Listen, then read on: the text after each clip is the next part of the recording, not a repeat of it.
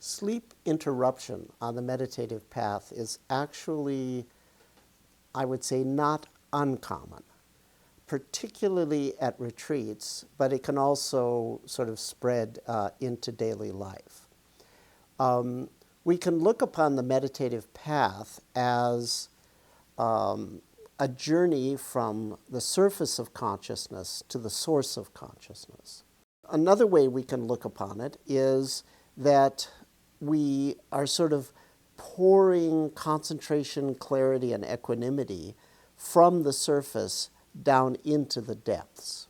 Actually, those two metaphors refer to exactly the same thing. If we take the second metaphor, that here we are on the surface and we're sort of shining the flashlight of mindfulness on the surface of consciousness, and some photons are trickling down into the depths, giving the depths what they need to rewire themselves. If we take that metaphor, then it's not surprising that there should be some interruption in or some impact on sleep. Sometimes, as the result of meditating, a person may find that they sleep deeper and better than they ever dreamed possible. Other times, there can be exactly the opposite effect.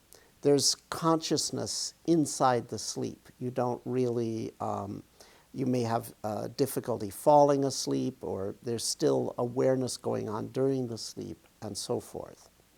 I should say that the long-term effects will be to sleep both deep and consciously. So if in the short term you find that you're not sleeping deeply because some consciousness is coming in there, then there's no need to freak out. There's a very senior Vipassana master named S.N. Goenka, who teaches in the U Ba Khin lineage of Burmese Vipassana. He gives some very good advice to students about what to do if you have any disturbance in your sleep patterns. He says, do two things. First, continue to lie down with the body very still, so that the body physically gets rest. In other words, don't flail around, don't get up. Actually, don't even get up and sit and meditate. Make sure the body gets well rested by being lying down and still. That's guideline number one. Guideline number two, make sure that consciousness gets rested by maintaining a continuous meditation technique. So those are the guidelines I give to people if they get disturbances in their sleep due to the practice. As I say, it's not inevitably the case that you're going to get disturbances like that. Meditative practice may make you sleep deeper than you ever dreamed possible. But on occasion, it could have the opposite effect. In fact, the guidelines of keep the body still and relaxed and keep consciousness engaged in a meditation technique, I apply not just to the effects of meditation in disturbing sleep, but it's my general guideline for anybody that's having insomnia or difficulty sleeping for whatever the reason may be, including emotional turmoil or physical pain or just some sort of sleep disorder. I say part of the negative cycle that people get into is they have difficulty getting to sleep or staying asleep, and then they're freaking out because, well, if I don't get a good night's sleep, I'm going to have a crummy day. And then the worry over that further agitates and prevents them from getting sleep. So how to break that vicious cycle is a cognitive reframing. Instead of the notion, I've got to get a good night's sleep, you entertain the notion, I've got to get a good night's rest, which may or may not involve actually losing consciousness. It's possible to get a good night's rest without losing consciousness at all.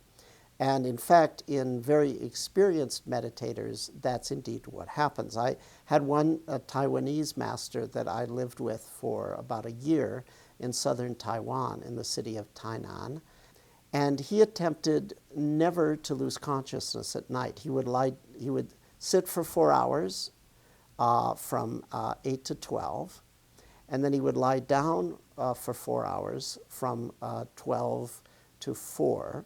During that period when he would lie down, he would maintain a mudra like this, which would be a biofeedback device. If he lost consciousness, it would collapse and wake him up. And he attempted every single night to spend the entire night conscious, but deeply, deeply resting. And I've trained people with chronic pain and whatever who can't get to sleep really ever very well. I train them to get deep rest, keep the body still, keep a technique going. So if the disturbance in sleep happens for any reason, either because these photons are trickling down, causing the unconscious to rewire itself, and so you have weird dreams or difficulty sleeping, or just whatever the cause may be that's disturbing the sleep in terms of dreams or not falling asleep.